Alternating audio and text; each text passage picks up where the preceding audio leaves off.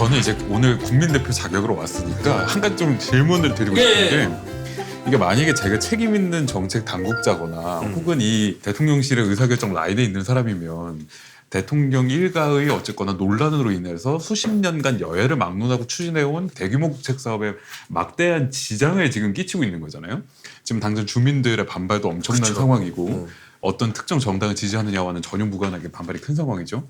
이러면 사실은 우리는 더 이상 지장을 주고 싶지 않다. 땅을 팔겠다. 깨끗하게 논란을 털겠다. 땅을 팔거나 아니면 국정조사를 수용해서 정말 우리가 어떠한 문제도 없다라는 걸 정말 국민들에게 투명하게 보여주겠다. 이런 결심을 하면 사실은 매우 심플해지고 간단해지고 이렇게 소장님께서 열혈 말씀을 토로하지 않으셔도 기자님께서 직접 이렇게 발로 뛰는 취재를 안 하셔도 심플하게 해결이 될 수 있는 사안인데 그렇죠. 이들은 도대체 왜 이러는 걸까? 아. 저는 너무 그게 보면서 너무 궁금해요. 두 분은 왜 그렇다고 생각하십니까? 보통 이렇게 답변을 못하는 경우를 보면은 뭔가 찔리는 게 있어서 그런 경우들이 많죠. 그러니까 제가 만약에 대통령실에서 그런 책임지는 사람이라면 저는 바로 그 입장을 냈을 것 같아요. 본의 아니게 국민들의 그렇죠. 심려를 끼쳐드려서 네. 죄송하다. 우리가 여야에서 그러니까 의혹을 제기하는 부분들을 받아들여서 우리가 그 투명하게 국민 여러분들이 이해하실 수 있도록 공개하겠다. 이렇게 얘기하면 사실은 브리핑으로서는 굉장히 깔끔할 것 같은데 그걸 못하는 이유는 그렇게 하면은 뭐가 발견될까봐 그런 것 아닐까요?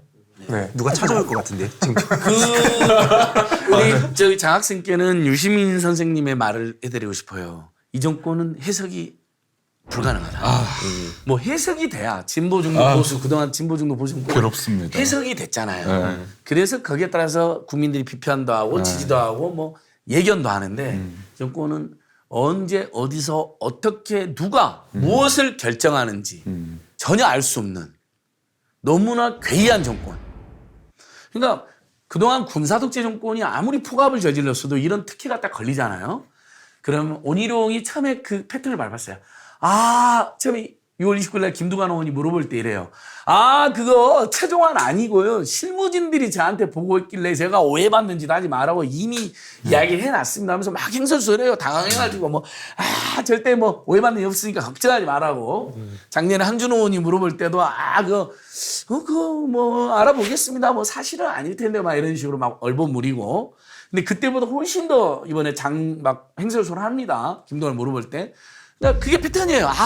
그 절대 그 최종은 아니고요. 오해받을지 못하게. 그 다음에 그 며칠 후에 기자간담회에서 늘공이 문제요라는 그 유명한 말이에요. 그때까지 뭐냐면 오해받을 짓을 했는데 이건 내가 백지화를 시켰고 국민 여러분에게 심려 끼쳐서 죄송하고 대통령 부부는 모르는 일이었다. 공무원들이 보니까 그냥 눈치 없이 추진했던데 이렇게 그 과정에 혹시 비리가 있었으면 일벌 먹게 하겠다. 국민 여러분 죄송합니다. 그럼 끝날 일이었어요. 그렇잖아. 어떻게 해요? 다 인정하고 지금 공사를 시작한 것도 아니니까 돈이 더 들어간 것도 아니잖아요. 뭐 행정상의 비용은 많이 들어간 건 맞지만 그래서 행정적 문책이나 일부는 사법적 처벌을 받으면 끝나면 되는 거예요. 군사독재 정권도 그렇게 했어요. 다 걸리면. 심지어 이제 대통령이 우리 가족들이 이상한 짓 했습니다. 사과하고. 너무나 많은 경우가 있어요. 근데 이 정권은 걸렸잖아요. 처음엔 분명 온희룡 그랬잖아요. 야, 우리가 엄청난 도둑질을 하려다가 여기 이제 29피치, 장학생 여기 29피치예요. 여기 일기점에 30필지, 건너편에 9필지가 더 있어 29필지. 이쪽으로 엄청난 도둑질하다 걸린 거 아닙니까? 수천억대 공사를 유치해가지고. 그래서 처음에는 온희룡이 정상적 패턴으로 하다가 갑자기 야, 걸렸어? 우리한테 특혜를 제기해? 야, 그러면 니들도 못 가져. 야, 육범국도 못 줘! 그냥 다 없애버릴 거야. 그러니까 도둑놈이 작물을 훔쳤다가 걸리니까 돌려줘야 되잖아요. 사과하고. 안 줘. 바다에 버려버릴 거야. 이런 거예요. 내가 가질 수 없으면 누구도 가지지 못하게 하겠다. 그래서 이재명 대표가 그 유명한 자기가 못 가지면 다 박살내버리겠다는 심보냐라고 이제 지적을 한 거예요. 근데 여기서부터 더 놀라운 일이 발생한 거예요. 그것도 놀랍지만 갑자기 민주당이 사과하면 우리가 검토를 해볼게. 갑자기 민주당 탓을 하더니 그래서 민주당이 사과하면 검토를 해본다는 게 원안으로 갈 줄 알았거든요.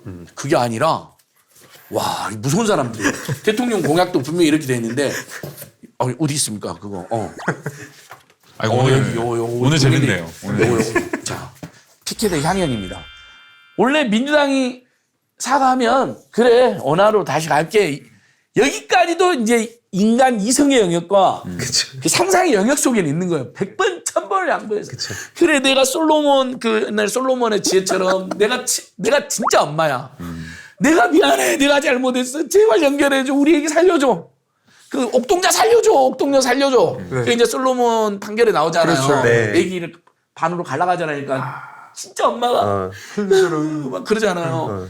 이제 그럴 수 있잖아요. 네. 근데 그게 아니라 그래서 너 사과도 안 할 거지? 야, 근데 우리가 다시 알아보니까 문재인 정부 때 용역 그거 시작했더라. 공고했더라. 강상면이 더 좋대. 이제 갑자기 큰 도적대가 강도무리로 돌변하는 거예요. 이제 총칼을 들고 야, 됐어 임마. 너 가만히 있어. 뒤져. 일 옮길 거야. 우리가 알아서 옮길 테니까 꺼져. 지금 이러고 있는 거예요. 와, 이건 군사독점 조건 시절에도 이런 적이 없어요. 네. 그리고 지금 이 이슈가 불거진 게 6월 5일 날 오마이TV에서 제가 처음으로 나가면서 불거진 이슈였어요. 벌써 한 달하고 50일 됐죠? 자, 이건 누가 해명을 해야 됩니까? 장학생님. 원희룡이 날뛸 일입니까? 저는 이 이 해명 누가 해야 돼요? 안진걸의 구연동화 굉장히 너무 감사드리고요. 네. 미입해서 봤고 저는 항상 이런 이슈가 생길 때마다 조금 당당하지 못하다라는 생각을 하는데요. 이게 지금 제2부속실이 폐지됐잖아요. 네. 제2부속실이 이제 대통령 부인의 뭐 일정이라든지 혹은 정책과 관련된 이 내용들을 조율하는 전반적인 대통령실의 기능을 담당하는데 그걸 폐지하다 보니까 사실은 정부의 모든 부처가 제2부속실화 돼버렸어요. 잘 지적하셨습니다. 네, 그래서 이 영부인 그 김건희 여사와 관련된 모든 의혹이 제기될 때마다 정부 부처가 나서가지고 그건 아니고요, 요건 요렇고요, 이건 이렇습니다라고 벌떼같이 해명을 하는 굉장히 이상한 상황이 발생을 한 거거든요. 사실 이 사안이 문제 제기가 됐을 때 가장 책임 있게 해결해야 되는 주체는 사실은 원장관도 아니고 대통령실에서 나서서 팩트 체크는 이렇다. 우리가 내놓을 수 있는 답은 이렇다. 그럼에도 불구하고 야당이 만약에 혹은 수용 못하겠다면 우리는 국정조사까지도 받아들일 의향이 있다. 왜? 우린 떳떳하니까. 이런 정도의 사실은 기백이 있어요. 국민들이 보기에도. 야당의 문제 제기에도 일리가 있고. 여당에서도 근데 대통령실에서도 저렇게 얘기하는 거 보니까 뭔가 뭐 찔리는 건 없나 보네. 누구 말이 맞는지 한번 지켜보자. 이런 판단을 하고 이제 중립의 기여를 놓는다고 하죠. 네. 그렇게 할 텐데 그게 아니니까 이거 참 저게 아닐 때 굴뚝에서 연기가 나겠어? 이렇게 딱 돼버린 거죠.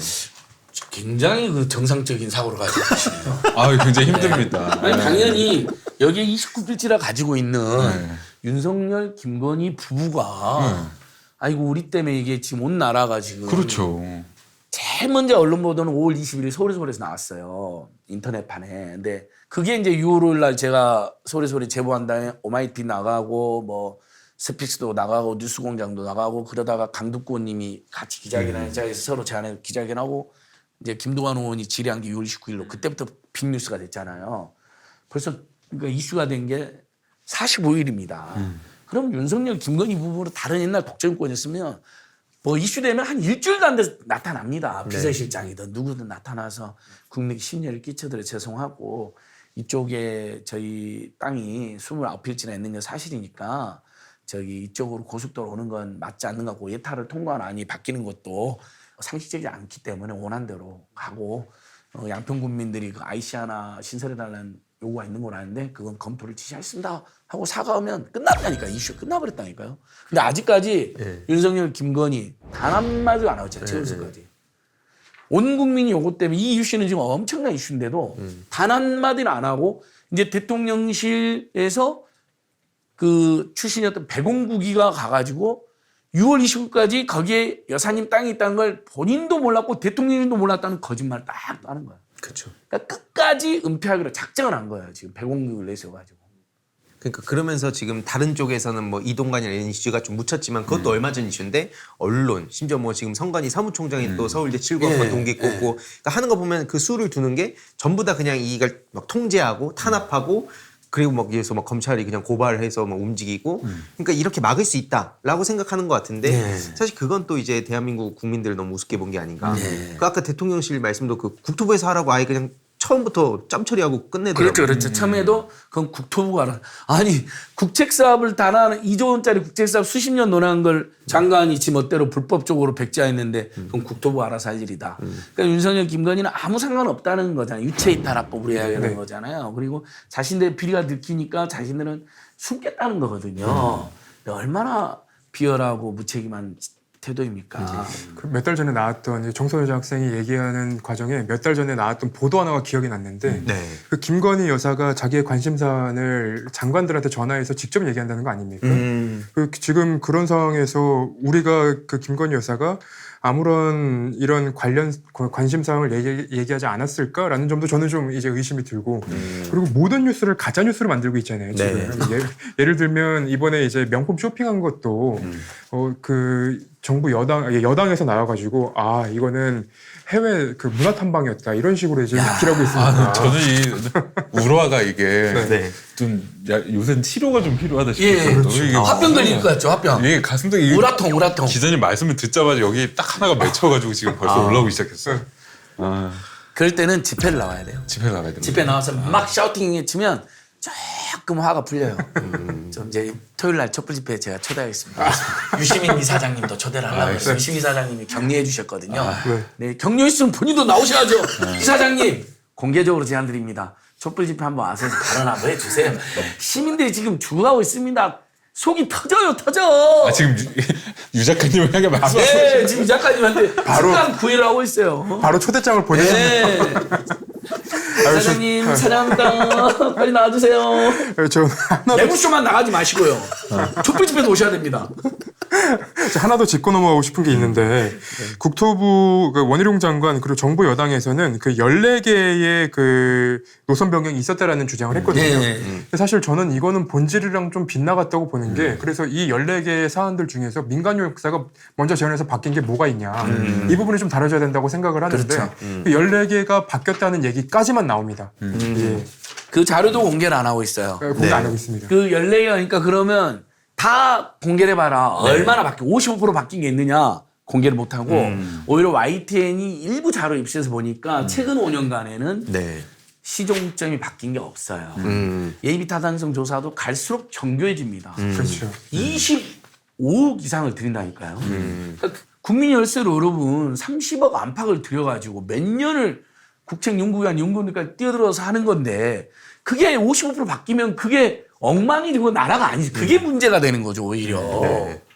그러니까 정말 시종점이 바뀌는 경우는 그 처음에 김동관 의원이 받은 거 보니까 20년 전에 두 사례가 있었는데 시종점이 확 단축이 되는 거예요. 네. 그럼 공사 기간도 단축되고 환경 파괴도 덜할 거고 예산도 확 줄일 수 있잖아요. 그런 경우는 당연히 줄일 수 있죠. 그런 경우에는 거의 없는 아니면 진짜 이 서해안편 고속도로를 착수를 해봤더니 막 인류의 역사를 바꿀 수 있는 어마어마한 문화재가 발견됐다거나 종점에 큰일 났다 이거 일이 종점 못 간다 그러면 그 종점을 좀 우회하는 한 근데 이건 지금 우회하는 한도 아니잖아요. 55%가 새로운 고속도로거든요. 그다음에 뭐 시작점에 갔더니 한국전쟁 때 매설된 지뢰가 막 수천 개가 개발됐다. 공사하다 다 죽는다 사람들. 뭐 이럴 때는 변경할 수 있는 거죠. 그러니까 거기에 그 문구에 본타당성 용역 문구에 노선 검토라는 게 한 줄이 들어가 있는데 그것은 항상 의례적으로 들어가는 거예요. 그렇죠. 최종 검토 단계니까 혹시 시점이나 또는 노선에서 일부 우회해야 되거나 변수가 있는지만 마지막으로 점검하는 겁니다. 그래서 지금 이 교통 용역 전문가들의 의견에 의하면 노선 변경은 종점 변경을 포함하는 게 아니라는 의견도 있어요. 좁은 의미에. 왜냐하면 아예 과업지세, 용역 발주서, 과업지세에도 그냥 서울 양서면이라고 써져 있어요, 아예. 못은 박아서 시작점, 종점 못 박아놨고, 그 계속 못을 박아놨다는 건 뭐냐면, 그 노선, 그 시점과 종점에서 혹시 중간에 일부 미세적인 조정이 있는지를 바라는 거로 해석하는 분들도 많아요. 요것은 이제 약간 논쟁이 있는 부분인데, 그런 상황에서 일부만 그동안 20년 전에 딱 두 사례가 시점 종점 변경된 사례가 있고 그다음에 14건이 아니라 어떻게 나온지 아세요? 2건밖에 없다라 언론보다 대세특별이 되니까 국토부가 갑자기 김두관 의원한테 본인들이 2건밖에 없다고 제출했는데 배공국이 시켰겠죠 원희룡이랑 야 인마 다 찾아내 조금이라도 변경된 거 갑자기 14건이나 나온 거예요. 2건 14건 늘어났어요. 근데 그거 공개해라 공개 못하고 있어요. 다만 아이텐이 일부 입수해보니까 아까 말씀드린 것처럼 최근 5년간은 시점과 종점이 변경된 사례가 없고 있어도 그 14건도 지금 추정 건데 아주 경미한 변경 사례로 저희가 추정을 하고 있습니다. 저는 또 이야기해보고 싶은 게 이 또 여당하고 일부 족벌 사용 언론에서는 이 정동균 로드다 이렇게 해서 이름을 붙이면서 지금 프레임 전환을 굉장히 열심히 시도하고 있잖아요. 네. 이게 사실은 굉장히 못된 버릇인데 사실은 본인들이 책임져야 될 사안에 대해서 정당하게 답을 하지 않고 다른 조금 문제될 만한 본인들이 보기에 문제가 될 만한 소지들, 불이 붙을 만한 소지들을 갖고 와서 이슈 전환을 지금 시도하고 있는 모습이죠. 근데 사실은 그 정동균 전 양평 군수 같은 경우는 그 도로 진입로 관련해가지고 땅을 구입한 거였고, 그 다음에 그 어머니께서 이제 93살에 고령이시다 보니까 직접 못 나오시니까 이제 따님이 직접 기자회견장에 단 나와서 국회까지 와서 네.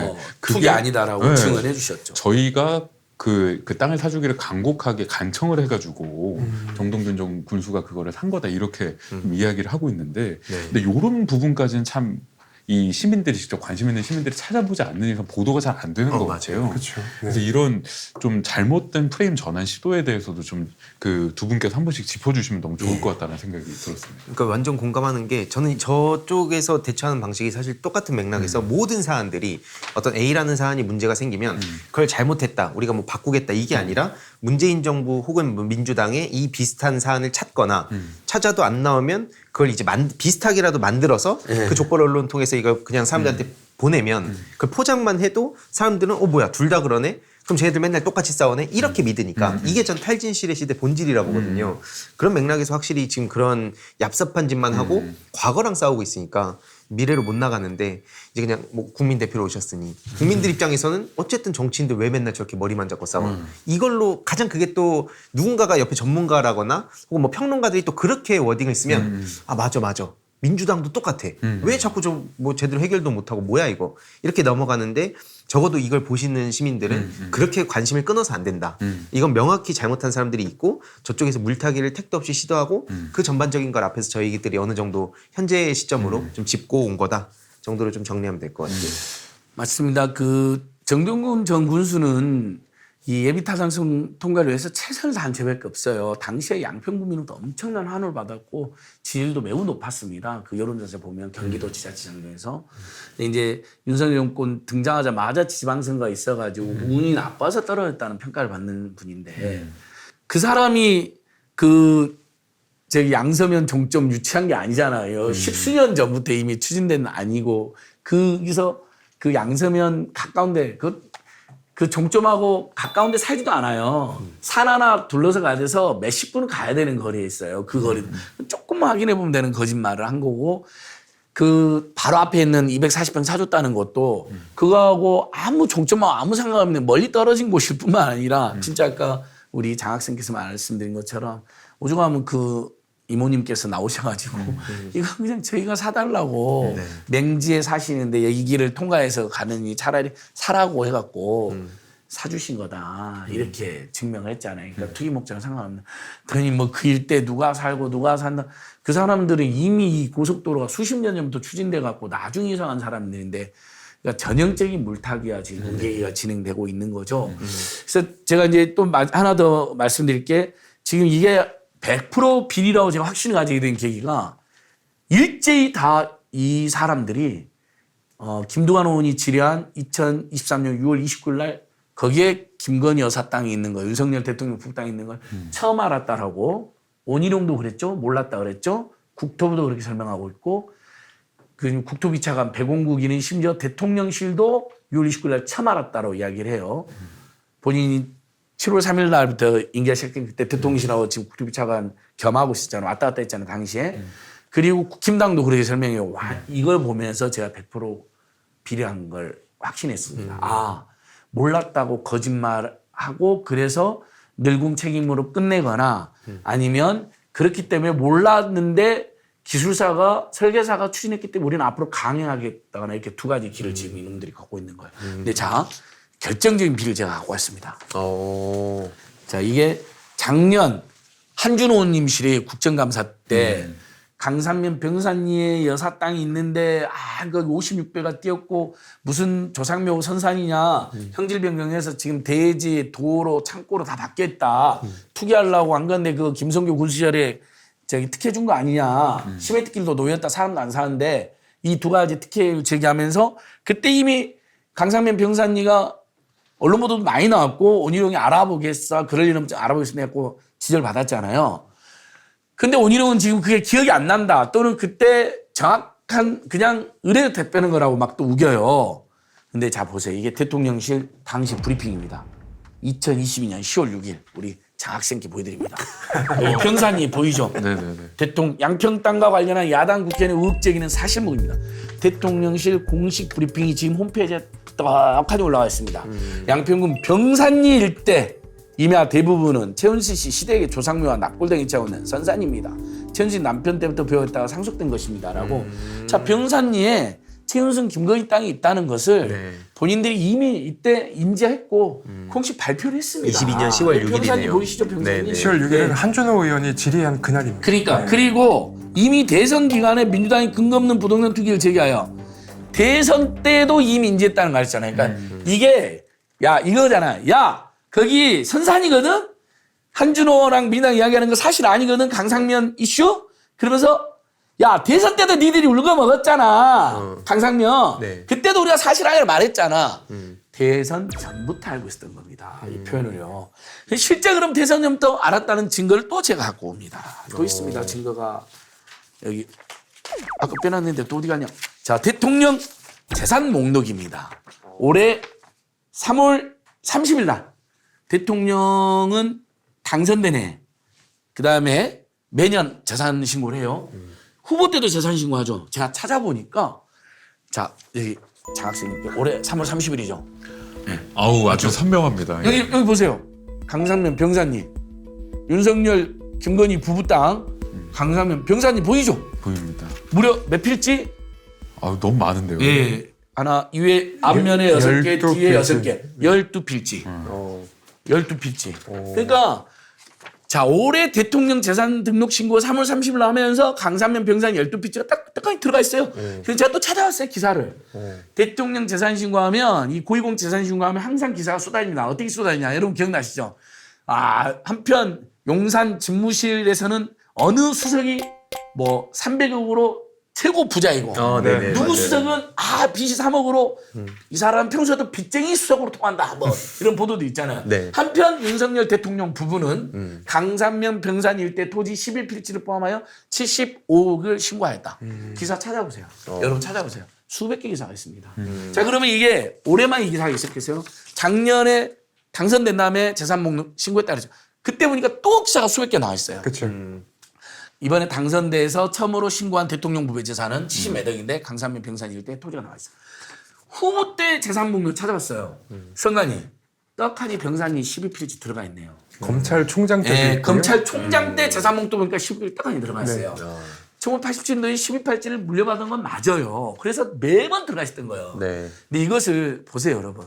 청와대, 아니, 용화대 직원들이, 국민의힘의 고위 관계자들이 반복적으로 강산면 병산 일대가 국회에서 심지어 이슈 파이팅이 됐었고 대선 전에도 양평은 공지구 비리하고 강산면 병산리의 부동산 투기 의혹은 기사가 수천 개가 나 있습니다. 왜냐하면 당시 부동산 이슈가 뜨거웠잖아요. 이재명 후보는 잘못도 없는 대장동으로 공격받고 있었고 원희룡은 그때 대장동 공격한 일타 강사였어요.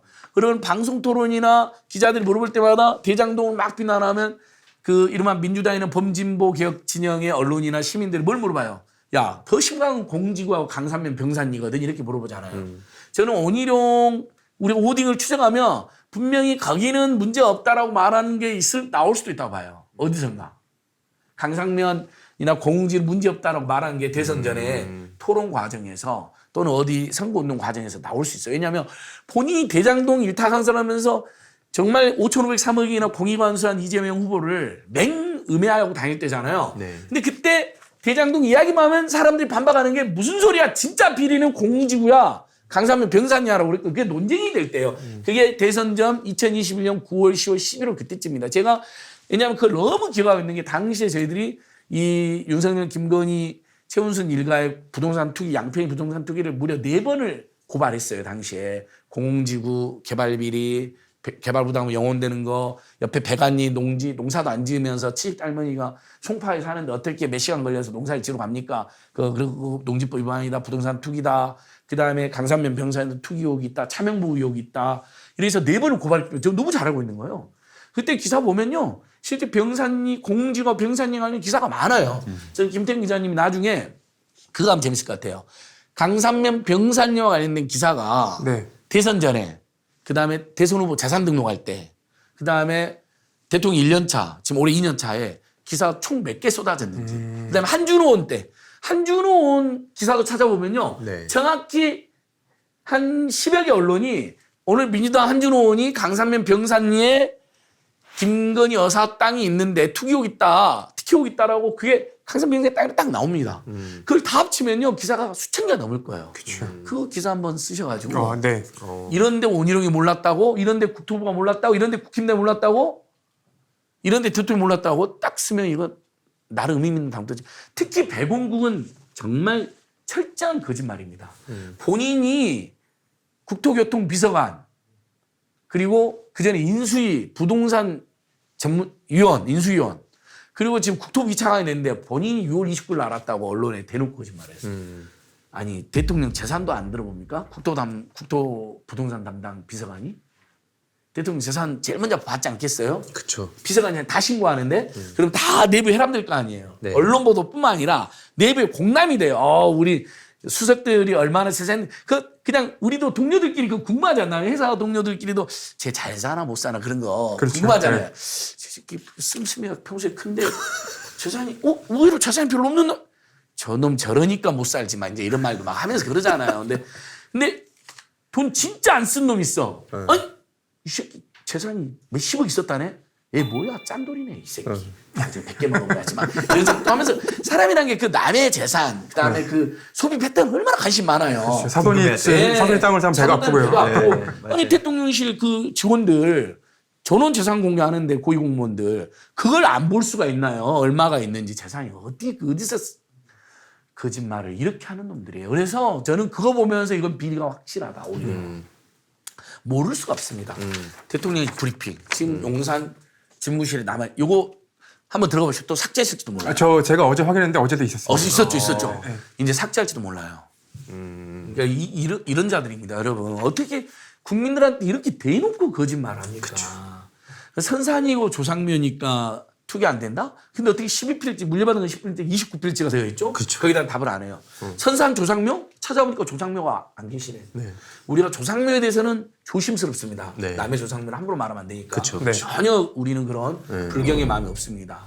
고속도로 주변이어가지고 저도 갔을 때 시끄러워갖고 옮겼을 것 같다는 느낌이 들었었어요. 좀 더 조용한 곳. 근데 아니나 다를까 실제 신고된 필지는 없고 다른 집안에 옮겨놓은 게 이번에 1호 신문과 서울의 보도를 통해서 확인된 거죠. 이건 제가 뉴스에서 제가 한 번 더 네. 확인해 보려고 합니다. 그러면 29필지에 땅이 더 있는 거거든요. 그쵸. 플러스 왜냐하면 거기가 개발되잖아요.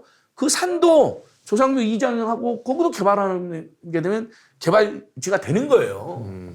엄청난 돈을 벌게 되는 겁니다. 주말에 제가 가서 한 번 더 확인해 보겠습니다. 네. 좋습니다. 저희가 뭐 이제 시간이 쭉 가가지고 네. 어느 정도 이제 또 앞으로 이걸 보시는 분들 입장에서 어느 관점으로 그럼 이 소식을 보면 좋을까? 뭐 무차별적인 소식들이 쏟아질 테니 우리가 좀 어떤 아까 뭐 기준점을 잡아주셨듯이 현 시점에서 그럼 어느 걸 좀 중심으로 보면 좋을까를 한번 정리를 좀 하고 그럼 이거 아까 뭐 촛불 집회도 말씀하셨는데 우리는 그럼 할 수 있는 게 뭘까? 요런 대화를 하면서 이제 슬슬 마무리하면 좋을 것 같습니다. 아까 그 정선우 장학생님이 언론의 역할 뭐 이런 거 질문을 주셔가지고 네. 그 좀 기시감이 드는 장면이 하나가 있었어요. 뭐였냐면 지난 13일에 이제 양평군으로 가서 그 민간 용역회사 그리고 이 국토부가 같이 기자회견을 했잖아요. 그리고 나서 쏟아졌던 기사들이 뭐였냐? 강상면 종점을 원하는 주민들이 많았다. 애초에 그 이제 원하는 그 주민들이 많이 없었다. 이런 기사들이 나왔는데 그게 국토부에서 국토부 기자들을 데리고 갔던 거거든요. 이걸 보면서 사실 어떤 생각이 들었냐면 제가 이제 법조 기자로 있었으니까 거의 제가 기자 생활 거의 대부분을 법조 기자로 했었는데 그 검찰에서 항상 주장하던 게 살아있는 권력 수사, 살권수를 맞습니다. 얘기했었죠. 맞아요. 그 당시에 기자들이 주장했던 것도 살아있는 권력에 대한 취재였거든요. 근데 지금 살아있는 권력이 누굽니까? 윤석열, 김건희 그리고 그 검찰 권력 아닙니까? 근데 살아있는 권력에 대한 취재가 사실 그렇게 많다고 얘기는 못할 것 같아요. 그래서 그 법조 기자로 있을 때 유일하게 이제 그 기자들 선배들끼리도 했던 얘기가 뭐였냐면 유일하게 출입처 기자들 중에 유일하게 이 내가 출입하는 기관이 실수를 안 하길 원하는 곳이 법조였다라는 얘기를 들었었는데 최근에 국토부 사안을 보면서 국토부를 취재하는 사람들도 그런 생각을 갖고 있을까? 혹시 어떤 생각 갖고 있을까라는 좀 생각이 들더라고요. 그래서 그래서 지금 이제 앞으로 조금 더 봐야 될 부분은 기사들은 처음에는 이제 곁다리 기사들이 많이 나오지만 시간이 지나면 지날수록 그 본질을 파악하는 기사들이 나오기 시작해요. 그래서 앞으로 제가 이제 말씀드렸던 왜, 언제, 어떻게라는 부분에 집중한 기사들이 많이 나올 텐데 다음 편한지리가 있거든요. 거기서 이제 이 의원들이 질문하는 내용들 중에서도 왜, 언제, 어떻게 그러니까 이 기준을 가지고 질문을 하는 것들을 보면은 조금 더 이제 머릿속에 들어오는 부분도 있을 거고요. 그리고 앞으로 기사들을 보시면 아마 그 백지화는 안 할 거예요. 사업은 계속 추진이 될 겁니다. 이제 사업이 추진이 되는 방향은 아까 이제 소장님이 말씀 주셨던 것처럼 그 김건희 여사의 땅이 있는 곳으로 갈 거예요. 그 지금 국토부에서는 주장을 하고 있기 때문에. 그래서 이게 왜 언제 어떻게라는 기준점을 가지고 이게 정말로 원안보다 더 좋은 것인가 혹은 이제 근거가 무엇인가라는 부분을 좀 따져서 보시면 앞으로 이 사안을 이해하시는 데 도움이 될 것 같다라는 생각을 하면서 드립니다. 예. 저도 이제 마무리하면 살곤수. 네. 이 윤석열 한동훈 집단이 일종의 검찰 쿠데타를 저질러서 집권까지 한 이 일련의 과정을 생각하면 피눈물이 나는데 지금 나라와 국민이 매일처럼 망해가고 있으니까요. 근데 그때 일부 주목을 받는 과정이 뭐였습니까? 촛불혁명 국면에는 마치 촛불 시민들 뜻을 떠받치는 것처럼 해서 사실 그것도 지금 들으면 다 기만이었죠. 사기고. 야간 집회 해가지고 그 수사에 탄력받았는데 야간 집회 지금 없애려고 난리 피잖아요. 그러니까 얼마나 기만적인지 거기서도 드러났는데. 근데 이제 문재인 정부를 엄청나게 수사하지 않았습니까? 뭐 조국 장관뿐만 아니라 그 이후에도. 살곤수란 미명하에 그러면서 마치 정의로운 척하면서 할 말하는 검사, 수사하는 검사인 것처럼 윤석열 한동훈 집단이. 근데 지금 한동훈, 이원석 이 사람들 뭐 하고 있습니까? 이렇게 윤석열, 김건희 정권의 본부장관 비리가 문재인 정부 때 우리 문재인 대통령이 이런 일이 있었습니까? 단 한 번도 이런 일 없었잖아요. 땅도 없으실 뿐만 아니라. 이건 이미 인지수사를 해도 됩니다. 네. 고발 안 들어 수사할 수 있어요. 검경이. 근데 완전히 그 야당 이야기만 나오면 그냥 마치 당군 일의 최악의 집단이고 범죄자 소굴이라는 식으로 야당과 이재명 대표와 문재인 정부와 송영길 대표 뭐 음해하기 바쁜 한동훈 지금 단 한 번도 윤석열 본부장과 비리에 대해서는 특히 최근에 이슈에는 아예 단 한마디 언급도 없어요.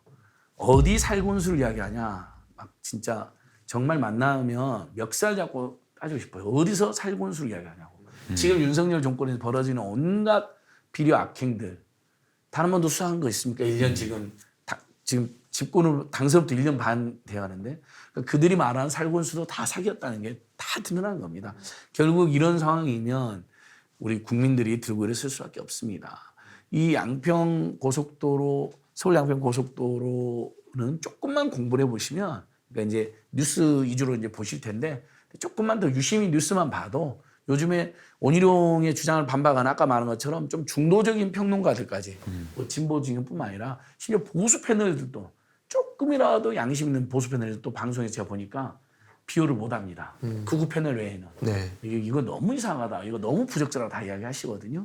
그런 상황이고 비리라는 게 거의 확실하다고 저는 보고 있습니다. 그래서 우리 국민들이 온오프라인에서 DJ가 말한 것처럼 담배라야 되고 욕이라도 하고 노무현 전 대통령이 말씀하신 것처럼 열심히 좋은 신문, 좋은 댓글이라도 몇 개 남기고 깨어있는 시민들이 그다음에 우리 유시민 이사장님께서 촛불 집회가 열심히 전개되고 있는데 집회 나가야 된다. 저한테 격려해 주셨거든요. 저번에 알레오 때. 그러니까 이제 그렇게 또 나오시는 분 나오게 오는 분들은 또 우리 노무현재단 유튜브 포함한 여러 유튜브들로 봐주시면 응원하면서 댓글도 달고 그러면 이게 여론이 됩니다. 이미 지금 이걸로 여론 지지율이 폭락하고 있잖아요. 갈수록 아마 이유 씨하고 명품 쇼핑 게이트 네. 그것도 뭐 몇 천만 원어치를 어떻게 샀는지에 따라서 중대한 비리가 될 수가 있거든요. 외환관리법은 $1만 이상은 회에 갖고 가려면 반드시 신고를 해야 됩니다. 근데 명품 한 두세 개만 사면 한 1,200, 1,300 더 버리잖아요. 10,000 달러. 그러니까 이런 것도 지금 계속 거짓말하고 있잖아요. 뭐, 야, 호객행위에서 끌려갔다는데 뭐, 아유, 정말 얼마나 우리 국민들이 요즘 마음이 아프실까요?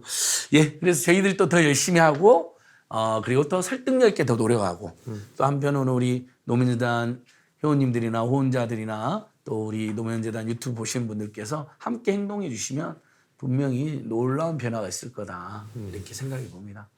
아유 우리 황희두 선생님, 우리 장학생 선생님 장시간 고생 많으셨습니다. 네네. 저희 우리 네. 장학생님 얘기 또 간단히만 예. 듣고. 저는 제가 이제 여러 이제 말씀해 주셨던 이슈들 그리고 오늘의 주제를 종합하면서 제가 최근에 들었던 생각은 권력은 살 길을 열었는데 국민은 갈 길을 잃었다. 그래서 굉장히 도대체 정말 난파하는 표류선처럼 국민들의 마음이 바다를 둥둥 떠다니고 있다. 그래서 참 의지하고 의탁할 곳이 없다. 이런 생각이 들어서 굉장히 괴로운 시대인데요. 그럼에도 불구하고 저희가 이제 깨어있는 시민들을 자청하는 사람들로서 항상 이 사회 그다음 정치 이슈에 대해서 관심 가지는 것을 지치게 생각하지 말고 꾸준하게 나아가야 한다 이런 생각이 들었고요. 마지막으로 제가 던지고 싶은 질문은 법치란 무엇인가? 라는 것입니다. 이 원장관의 백지화 선언을 보면서도 생각했던 부분인데요. 법치라는 것은 사실은 법률대로 통치한다 뭐 이런 뜻도 있지만 권력자가 자신의 권한을 행사하는 데 있어서 정해진 법률, 시스템, 제도에 맞게 책임 있게 행사하라라는 것인데 지금 일련의 사태를 둘러싸면서 국민이 목격한 모습은 전형적인 인치거든요. 그냥 내 말 한마디면 이 사업은 국책 사업이라도 뒤집을 수 있다. 네. 내 말 한마디면 권력으로 가는 길로 이렇게 고속도로까지 틀어버릴 수 있다. 이런 이 잘못된 법치의 시대를 살아가고 있다. 네. 그래서 참 어려운 시대, 유 작가님도 각자 도생의 시대 이렇게 이야기를 했지만 참 포기하지 않고 나아가는 것이 중요한 시대가 돼버렸다 이런 생각이 들었습니다. 맞습니다. 국민들한테 이제 그 이게 법치주의가 아닌데 많이 그렇게 생각을 하다 보니까 계속 눌려 있는데 침팬지 말씀하셨잖아요. 그 최근에 유시민 작가님이 침팬지를 상대하는 거고 저도 그런 점에서 그런 생각을 항상 해봐요. 그러니까 만약에 이제 선호님은 그러진 않겠지만 국민의힘의 지금 의원의 보좌관이었다면 지금 이 시점에 나라면 어떻게 했을까? 뭐 예를 들어서 아까 기자님 막 이렇게 어떻게 하셨겠다 말씀하셨는데 내 먹고 사는 문제도 달려 있고 여기서 내가 그걸 하면 그 무리에서 이탈하게 되는 건데 다 그 침팬지 무리에서 또 올라가려고 경쟁을 하고 있고 그러면 나오는 경우일 수도 있을 거고 안에서 그럼 이걸 받아들인다. 이게 뭐 어쩔 수 없는 생존의 문제도 있으니까 뭐 그걸 옹호하려는 건 아니고 그럼 난 어떻게 행동할까를 보면 대략 저 사람들의 다음 플랜도 예측이 될 거고 뭔가 근데 나라면 여기서 난 달랐다라는 거 뭔가 어딘가에 남겨놓을 텐데 그런 것들 지금 눈치를 보는 시기인 것 같아요. 근데 아까 그 안 소장님 말씀처럼 온오프라인으로 지금 여론이 이제 막 바뀌고 분위기가 달라지면 그 박근혜 탄핵 때처럼 나도 지금은 좀 목소리 낼까 하는 목소리들이 또 다른 쪽에서는 뭐 이준석, 유승민 이런 사람들도 좀 다른 궤로 내고 있고 그런 사람들 어쨌든 지금 우린 최대한 모으는 시기다. 좀 그런 얘기를 좀 드리고 싶습니다. 네. 그래서 한번 그런 나중에 또 나오시게 되면 나름 어떻게 하겠다. 국회 안의 프로세스를 또 설명을 해주셔도 좋을 것 같아요. 감사합니다. 아무튼 오늘 쭉 이런 얘기를 해봤는데 아직 이게 또 끝난 이슈가 아니니까 제가 봤을 때 아마 또 조만간에 또 한번 다시 요 비슷한 주제로 모이게 되지 않을까 싶은 생각이고요. 여러모로 다들 힘들고 지칠 텐데 오늘 방송을 보시면서 조금이나마 힘이 되셨으면 좋겠습니다. 아무튼 저희는 또 다음에 다른 주제로 찾아뵙고요. 요 멤버로도 한번 또 되면 좋을 것 같다 싶은 예, 꼭 그런 한 번 더 생각입니다. 불러주십시오. 네, 다들 감사드립니다. 감사합니다.